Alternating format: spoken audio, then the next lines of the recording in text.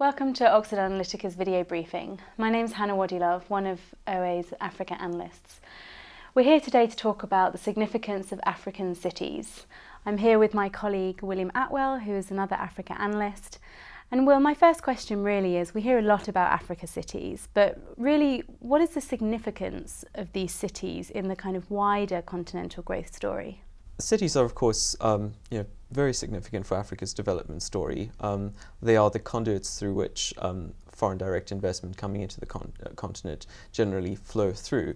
They are also significant economies in their own right. The city of Johannesburg and its broader region, Gauteng, for instance, is the fifth largest economy in Africa in its own right, and the third largest economy in sub-Saharan Africa.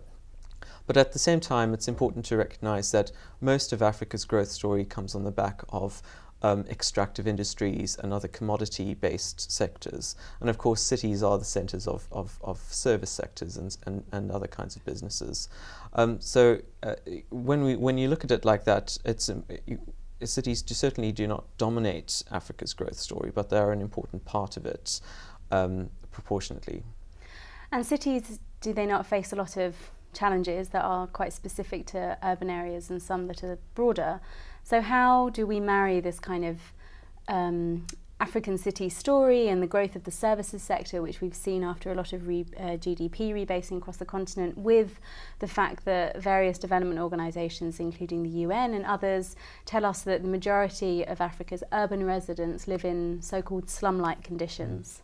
Well, that's a really important question. At the moment, Africa's only home to three of the world's megacities: Kinshasa, Cairo, and Lagos. But by 2030, it's going to have three more, and a significant number of other large cities with 5 million residents or more.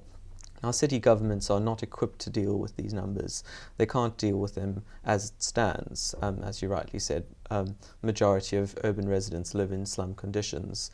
So one of the major challenges is a fiscal one. City governments genuinely don't have the resources to provide the basic services that residents need. I think the majority of cities spend less than $50 per person per year on basic services.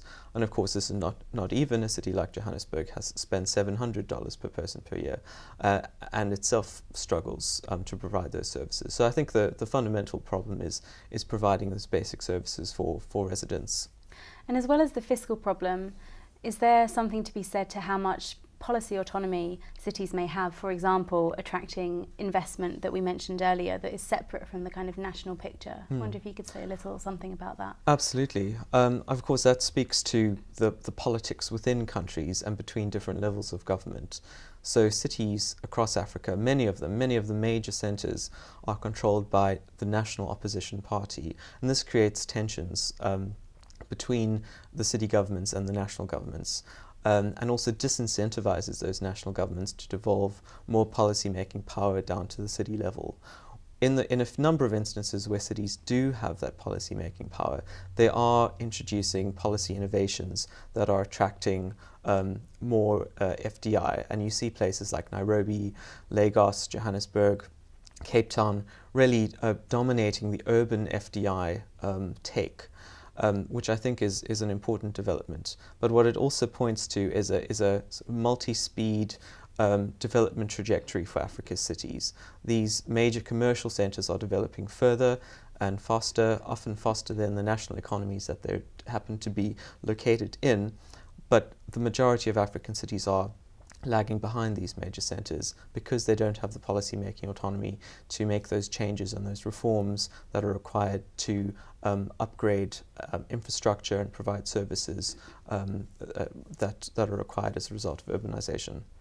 So our message to clients on African cities then is that we're talking about a few particular commercial centres, Nairobi, Lagos, Johannesburg and others perhaps, that these are concentrated with service sectors rather than the traditional extractive industry. So there's a lot of potential there, but also a lot of urban challenges as well. That's absolutely right.